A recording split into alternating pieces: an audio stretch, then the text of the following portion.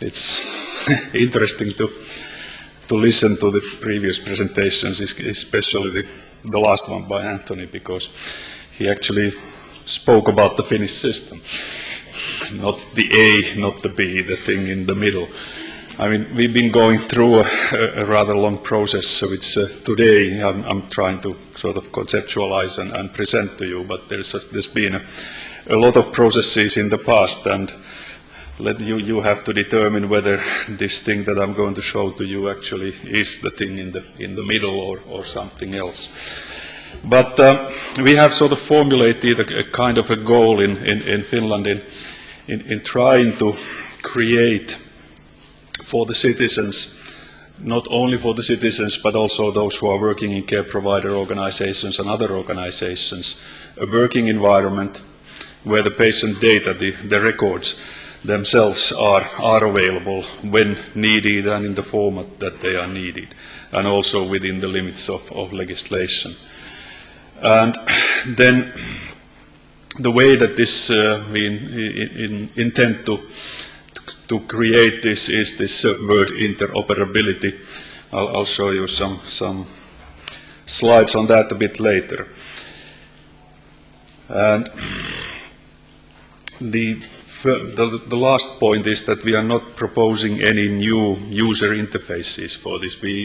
But our idea is that this is something that will work behind the scenes, so to speak, so that the applications that people are using for either as care providers or as citizens to access information, they can use them.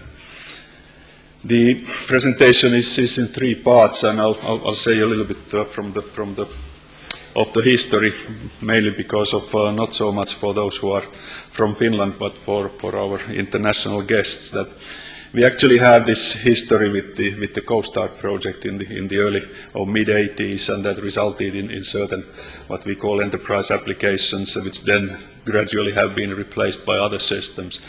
And we had some activities that sort of were geared towards creating these regional health information networks, and there's a kind of a history for them.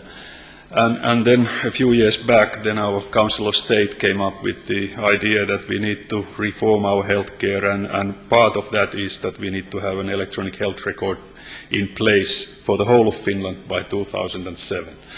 So that's where actually this presentation starts. That what then was decided was that we as part of some previous work, had already been sort of thinking of what this regional architecture would be, how to implement that, and that actually had been implemented, and those services are in place in some regions already in Finland. And the decision of the Council of State then resulted in the creation of a working group that was under the Ministry of Social Affairs and Health, and it sort of was charged with thinking of how to get this nationwide electronic health record in place. And at the same time there was quite a lot of funding actually made available through the ministry as co-funding to sort of get these things also done, not only specified but also implemented. And parallel to this, there is this e-prescription project to get an electronic prescription system in place in Finland, which is currently in a piloting phase. And this first EPR working group then resulted in another group that goes under the acronym of POCA, that started this year, which now sort of handles the whole implementation, the whole specification thing, together with the prescription steering group. And another architecture was drawn a while ago, and that sort of has also contributed to this. And the outcome of this kind of an intermediate result of how we see these things to happen is that, first of all, we need a little bit the current legislation on how healthcare is provided needs a little adjustment, not much. Things related to privacy, patient consent, and the national electronic health record or patient record service, those need to be put into the legislation a bit more clearly than they are today. The solution itself would be be based on certain standards that would then ensure interoperability and also sort of work in the area of trust and privacy. And there are elements here. I'm not going to go into these details. You can, if you twist your head 90 degrees, you can read these. But there's quite a lot of elements here, things related to how the electronic health record is structured. There are things related to how it is accessed, in that we intend to use HL7. We actually have a 10-year experience in HL7 area. And there's an archive solution that is needed for this, and we need to ensure the privacy security aspects. We need to provide, as part of the idea of using HL7, we need to identify or document organizations, and for that the OID codes. And we need to make sure that all systems use the same codes, for instance ICD-10, that it's used the same version of ICD-10 is used across. And we need a code server for that. And the prescription was mentioned already, and we need some decision support that actually Ilkka Kunnamo is going to speak about that in the next presentation. And we also need to provide desktop integration so that actually the users are not confused by what is being generated in the background. Now, this I think I can skip. And then about the present, this was sort of this sort of blocks are what one could call the requirements.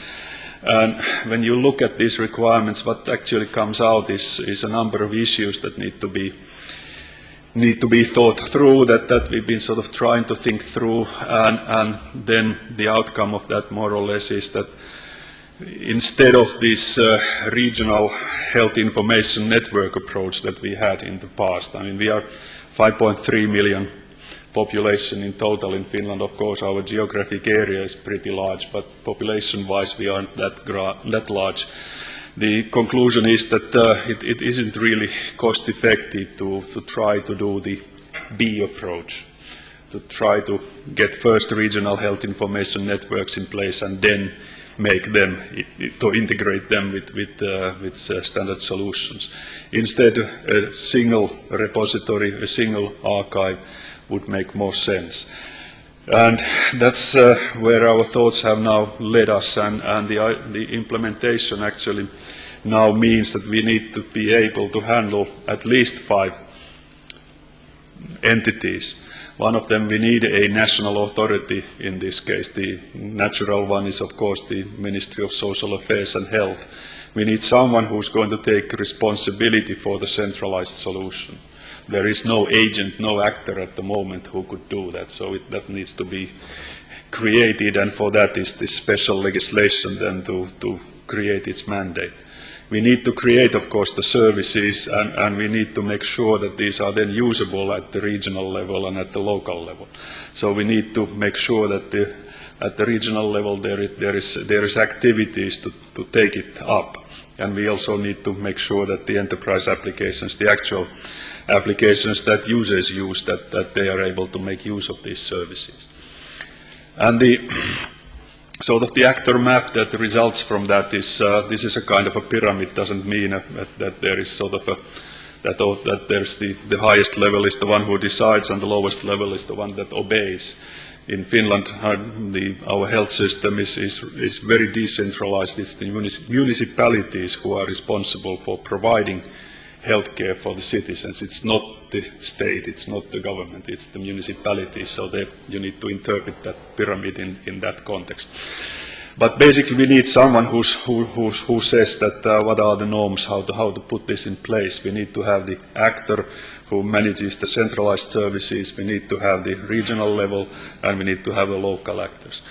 And I won't go into these too much in detail, but we've been trying to sort of detail the different roles and mandates of these, like for this centralized service, and some arguments why it's needed. All that is in the handouts. I think the thing that comes out of what Anthony and the rest have said today is that we can't underestimate. I mean, it's pretty easy to when you are working with a smaller group of people and smaller group of issues, but once you get down to the actual level of where healthcare is provided, that's the real real problem.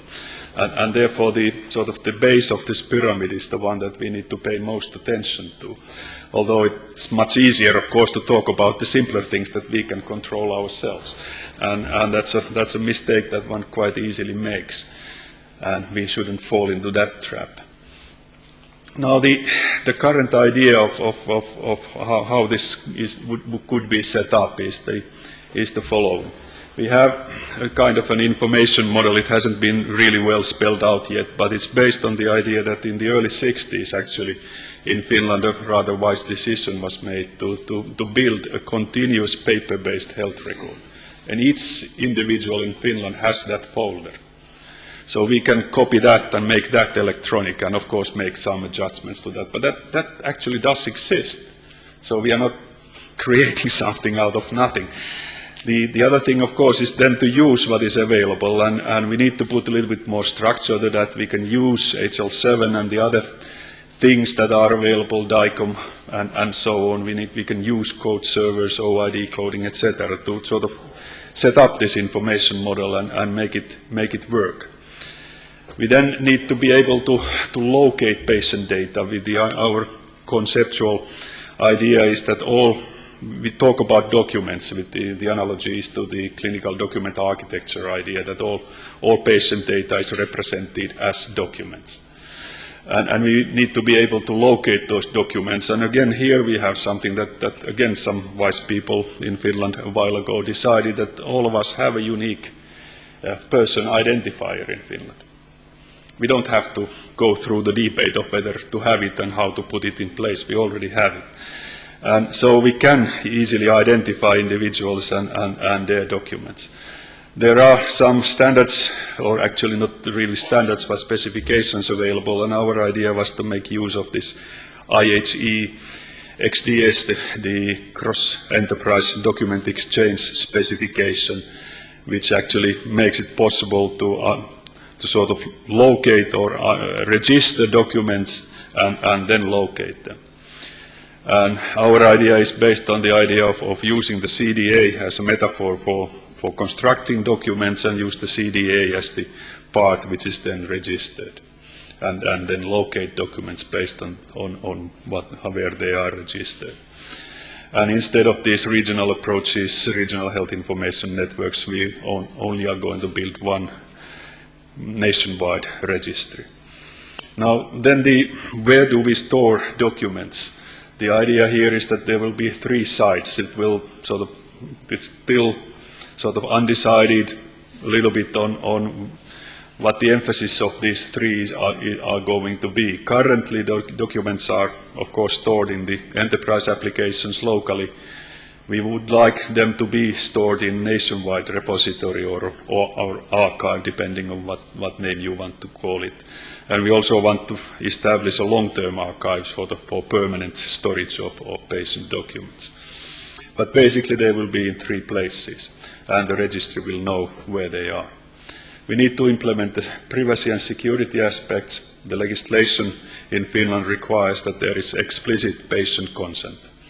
That patient has to be asked, and he has to or she has to give consent to access, not her patient record.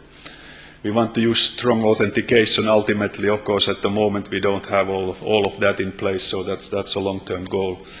And finally, we want to make this an ASP kind of a service. We don't want to buy any hardware or software for that. We want to buy a service. And finally, there is this small, big question that all the current enterprise applications need some modifications. I'll come back to that a bit later. There are a number of standards that we've selected. I referred to most of those already, so I won't spend time on that. The core architecture is based on this IHE, the Integrating the Healthcare Enterprise XDS specification. Some of you know that already, so the idea here is more or less the same, that there is a patient information system that wants to store a patient document. It is registered at the registry and then stored in one of those 3 possibilities, and then it can be retrieved based on its identifier. And as I mentioned, the information model is based on this to a large extent to the paper-based EPR structure that we've had since the 60s. We also want to use to access, of course, DICOM images in the same fashion as we are going to access other documents, and in that sense, all image requests will sort of result in a patient document that actually has a link then to the DICOM images. The architecture that we are sort of thinking about at the logical level, this hasn't gone further than that yet. This is a logical view of what elements we need to have. First of all, of course, are the enterprise applications, be they web browsers or patient information systems, through which then these services are available. And then we need, of course, a network that is secure, VPN or similar, that then connects you to the service. And the core of the service is this archive, the how to retrieve patient documents or how to store patient documents. And to support that, we also intend to build to this the e-prescription service, where the idea is that the patients can retrieve or get their medicines from whatever pharmacy they want to go to. We also want to build a service for medical forms and certificates. There's quite a lot of that stuff going on when a doctor writes a certificate to the insurance agency or to some other parties, so that also that can be transacted on an electronic basis. We need a number of supporting services, and those I've already mentioned more or less in the past in the previous slides, but we need the code service, we need the OID codes, we need user authenticate and e-signature, we need the person identifier in those cases where the person comes without his or her own identifier. And to get those done, of course, we need the collaboration of a number of agencies that already today have the responsibility for those. So that content then has to be downloaded to the ASP service and maintained, of course. And then there is also a requirement by law to collect certain healthcare statistics on how services are provided, and this network or this constellation can actually provide or act as a network, sort of providing that those messages up to the organization who is responsible for that in Finland. Then there are some secondary steps that we intend to take once the primary one, we get the service, the archive service running, then later on the so-called health portal service, decision support and things related to that will come into place. The question of the individual patient record or health record is more or less built into this concept, technically built into this concept. The real issue in Finland is that we haven't gone through the debate yet of who actually owns the health record or the patient record. Actually, we have a decision, which is the current practice, but whether we can lift that decision to a decision that it's the individual who owns that, that's a thing for the future. But technically, this can support both of these approaches once that debate is over. So we need a few modifications to the patient information systems. Here is a list of those. Some of those are such that they actually need to be done at the regional level. And this is won't go into details of that. And that actually means that this is a list which is not exactly correct, I think, for the last one, for the Pegasus application, enterprise application. But basically we have all of these are now in place, and all of these need to be modified. And that's not an easy task and will take some time to be done. And that actually means that we are going to have a migration, we need a migration plan. We have this conceptual idea that this is the way that we want to construct that. Now we need to decide what are the steps in getting it constructed. The first step, of course, is to get this national level service up and running, and then it's the question of to what extent then at the local and regional level how they are going to make use of that. And that is also part of the current debate now on what is going to be the mandate of this national EPR service provider, which is that part of legislation is still being prepared, and there's no definite decision on that yet. So, the future, I don't know what that is going to be. I mean, I know where we are now. I was hoping that I would have a little bit more positive information to tell you today, because yesterday a paper that was written on this, which we call a white paper, was supposed to be discussed by the Ministry of Social Affairs and Health. Its steering group met yesterday, but for reasons of not all the important persons being present in that meeting, that discussion was deferred till next Tuesday. So, okay, so we need to have this meeting again next Wednesday, and then we can tell what the decision of the Ministry of Social Affairs and Health on this is on this. But no, seriously, this is I think this is rather well in place now. We have the white paper that I mentioned, which lists the principles on which this is going to be built. We are progressing with something that we call a requirements document. We have an RFI document written and intend to have a discussion with all the vendors on what they can provide for the centralized solution, and also how to get the other things into place. There are some things that are still left, not only some things, most of the work is left. We are at a very low level of conceptual design at the moment, and that's why I put the Babel Tower there, just to illustrate, not that that is going to be the end result of what we are doing, but just to illustrate that there's a lot of work still to be done in this in order to get it in place, and 2007 probably comes a bit too soon for that. Thank you.